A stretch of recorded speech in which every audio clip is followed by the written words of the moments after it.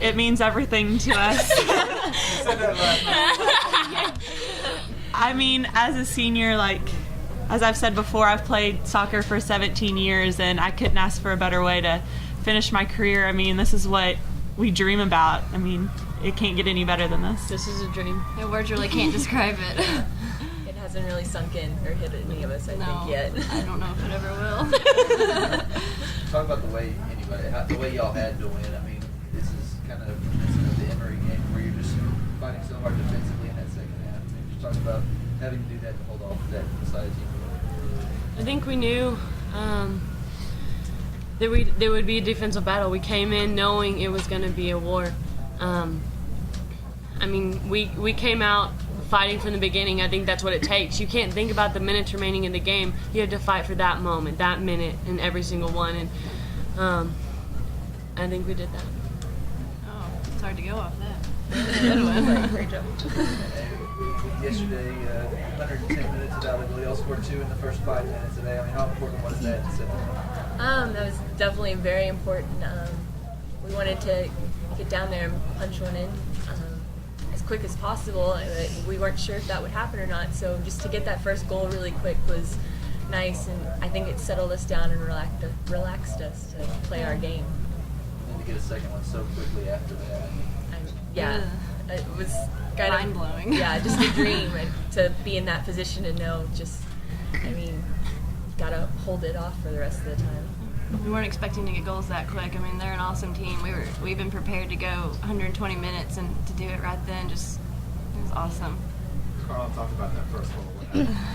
I mean, it was just, we're such a great, set piece team and everything. And, we've practiced corners all year, and I don't exactly remember what happened. I just remember turning and hitting it. It was a great service by Katie, and, we all went for the second ball, and I just got it in. What were your thoughts right after you? I was just kind of speechless. Just really excited. I don't know. I really can't describe the feeling. Just happy. Aaron, what happened on yours? When we were sitting, it was hard for us to tell. Great service right to me at the front post. I ran in front of my girl and I fired it, hit her right off my thigh, right into the goal. Right off your thigh. Mm-hmm. She's had lots of practice. Brittany, how much did playing games like the ones y'all played against Emory and Trinity and the playoffs help you prepare you for something like this where you know you're up against an aggressive, hungry team in the second half? Very important. Everybody says our conference isn't that strong, but something that we have to come over, like an adversary. What am I trying to say? Adversity. An adversity that we have to face, and we just have to keep our minds focused, and we try to go game by game. We don't try to look at the whole picture. We got to beat the first team in order to get to the second team, and that's what we had to do this weekend. We prepared to play yesterday, and since we won, we just used all last night to get ready for today. I couldn't think of their name. Maybe you used last night, Will. Oh, yeah. Hospital. Hey, Yep. y'all that don't know, Amy spent about 8 hours in the hospital getting IVs. Between last night and today. And today. Yeah. What was the cause? Just dehydration from playing so much yesterday. So you guys had a commanding 2-goal lead. Played very, very well, very evenly, if not outpossessed Messiah in the first half. What were your thoughts as soon as Messiah scored that goal and pulled it back? We knew we couldn't give up. We had to give it our all. We weren't. There was no way we were going to get beat. We couldn't let it go. We had to do it our all. Yeah. We've been in that position before with Emory, and we know from that point out it's just a battle, and you have to put everything in it to make sure it stays out of our goal again. I just think defensively, we just remind each other to stay focused, to get everything out. Don't give up. Moment by moment. Roy, how fitting was it that y'all's first national championship comes against the team that won the last 2 and has 3? How nice was it to be able to turn y'all's against the best? I guess I wouldn't really have it any other way. Messiah, they're an amazing team, and just... It was a great test for our skill and strength and willpower. Rebecca, toward the end of the game, Messiah kind of pulled away from their possession play and started playing very direct and put a few balls in the box that you had to come up with some good collections, I guess. Did those start to wear on you after a while, or did you just as confident? They didn't wear on me at all. As a goalkeeper, I think you live for the ball coming at you, and the more it comes, the better you feel. I love it, and I was confident in that. And we're confident in her. Yeah. Very confident. Talk about it. What this program has been working towards as long as you've been there to finally reach that. And it's the right group of girls to do it. They're the girl. We have a strong alumni base. We've been building. We saw several years where we got deep in the tournament, and at the end we took responsibility that a lot of the opponents that beat us were just better than us. And we wanted to play today too. We wanted to try to take the game to them. We didn't want to sit back. I think Messiah's seen that enough. I think they know how to beat a team that sits back. We felt like we had to just go for it and open the darn game up. And I know Scott knows the exact report. I know he had to tell his team, don't let them get corners, don't let them get around. We're playing for corners a little bit. We're just good on sets. Katie serves well. And we got 2 sets early, and unbelievable that we were able to put 2 in that quick. And the first thing I said after the 2 go in was there's a long game left. Because we were a little too giddy on the bench, and we knew that they're going to come full force. I didn't expect the 3-3-4 to start the half. It's a little unusual system, but 4-4. I mean, they threw the house forward, and even out of the midfield, everyone was bombing forward. So it was unbelievable problems to solve. But that's why Scott's the best in the business. We had a lot, I thought, of the first half. We'll see if that holds up true when I watch the tape later, but it seemed like we had a lot of the first half. Second half, we didn't have any of it. It was just defending and just dodging bullets. Like I was saying, that's something y'all have experience with this postseason. I mean, how much did it help to have that Emory game and even the Trinity game where y'all had to face that type of deal? And many, I mean, a lot of opponents, where a lot of our best opponents, you're dodging bullets for a long period of time. It always seems like you have to weather a storm against the very best. It's just hard when the storm's 45 minutes. It's easier when the storm's 15 minutes. Coach, what did you say at halftime? I mean, knowing that could be potentially. The first point was we expect some sort of system change because knowing how bright he is and what he's going to do.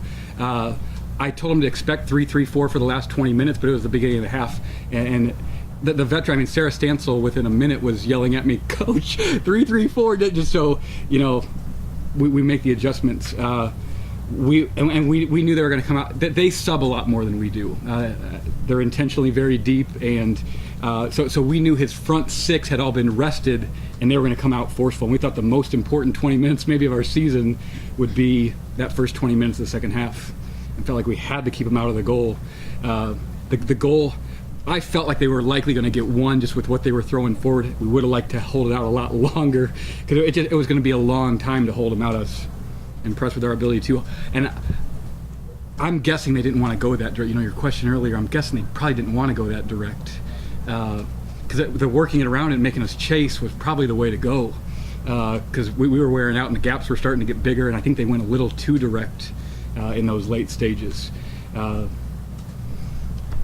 Random note, I think we're a little bit lucky that Nair was banged up. I don't know what she has, but I've watched her play a lot, and I know she's a lot more mobile than that. There's a reason why she's on the All-Silver Anniversary team. She's one of the best players I've ever seen play. I thought she had a gutty performance, and then Hinch being out too. I mean, deservedly the last 2 National Players of the Year. You went up 2 goals immediately. Were you at all nervous that it came so quickly? You had to hold on to that? Or? No, I felt like that's kind of been our year. That's even through the playoffs, we scored a couple early and then had to protect it. We probably needed those early. I don't think we could have kept the tempo of the game for 90 minutes. Just not subbing that much. We subbed today more than we typically do, but not subbing that much. We knew we weren't going to be able to play at their tempo for 90 minutes. And even part of our game plan was how to take some tempo out of the game.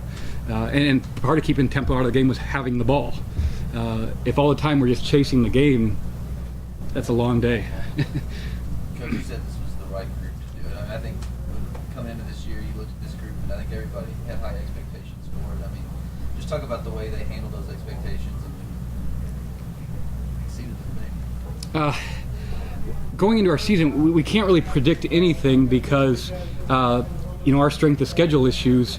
If we don't win our conference, we're not even in the darn tournament. No matter how well we do all regular season, so there's never looking that far ahead. It starts with beating the best opponents in our conference: UT Tyler, UT Dallas. We just got to get past them. So we're never looking a step ahead of anything because we have to just get out of the conference. And get out of the conference, the way the geography works, we're always going to face Trinity, and they're a monster. We didn't go into the year. We just said we're going to work as hard as we can to make every opportunity we can because we think we have players that can compete at a very high level. We thought for the last two, even last year, we thought we could do it, but we also knew that there was going to be a lot in our way. So we never really looked past anything. I never fully thought it was possible till that last whistle blew. I mean, there was a little bit of that because if they get that second one back with all the momentum, you're at 2-2 in overtime. The likely third was going to be coming. when their boys team started chanting, "It's coming!" I really just wanted to yell, "It's not! It's not!"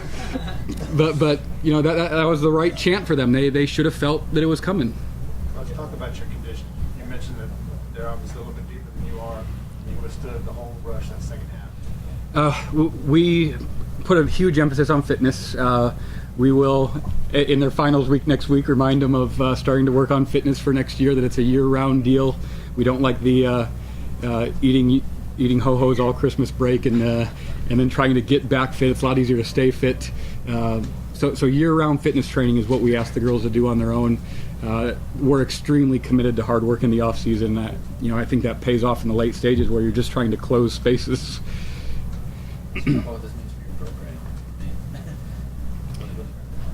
I think our knock and fair knock all along has been, we don't play the schedule that the best teams in the country do. We would love to play that schedule. It's not a possible schedule. We've always felt like you put us against the elite teams and we can hang with them. And even when we were losing games as we're building the program, we were in the game, but they just had a little more. The best programs knew a little bit more how to win the big games, and so. I hope it earns us more respect on the national stage that we can compete with the best. Hopefully it brings a few more recruits of this caliber. We're losing one or two, so we need to get some more guns, and hopefully it helps. Talk about what those seniors mean to you. Everything. That group changed the culture. We already had a good culture, and they made the culture stronger. They've taught me a lot. I'm not the most patient person on earth. I always, my joke with them is that Bob Knight tells me that the quality of a good coach is lack of patience, and that they didn't appreciate that one. They taught me how to be more patient. Patience is a big part of this game. They taught me a lot about character. They're kids I genuinely admire in every sense. Their Christian walk, their integrity, that they are who they say they are, their academics, their what they do on the field. I didn't have the work ethic of those girls. I wish I did, but they're just genuinely admirable girls. That group of seniors. One of those seniors in particular, Erin Lowe, was a girl that may not get as much recognition as some of the others. I thought she had just an unbelievable 2 games. Tonight, honestly, is the best game of her life. I coached Erin in club I've been in Abilene for 11 years, so she's 22 from age 11 on. And I've seen her play every soccer game she's played. That was the best game of her life tonight. She was unbelievable. She's been frustrated with me all year. She's told me she's been frustrated. I started a freshman over her to start the year, and I would stand by that choice. The freshman deserved it. The freshman got hurt. Erin got her shot.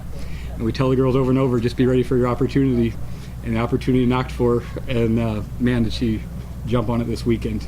I guess it's a good time to play your best games. Yeah. And it's, it was shocking for me when they announced Erin Lowe as the offensive MVP of the tournament, and just couldn't be prouder of her. One of the things I always struggle with when you have a lot of talented kids, I always want to find a way to get all of our kids recognized that deserve it. And Erin's one of them that she hasn't had any recognition this year. I don't think even last year I don't think she got any recognition. And to get the offensive MVP of the national tournament, I think she found her recognition. And I think a lot of those type of players have to play in the shot, and it's hard to play a role. The Kirkendalls are going to get the attention, and Carlyn, and deservedly so. And we just ask all of them to do the job for the team and buy into doing a job and a role for the team, and she did.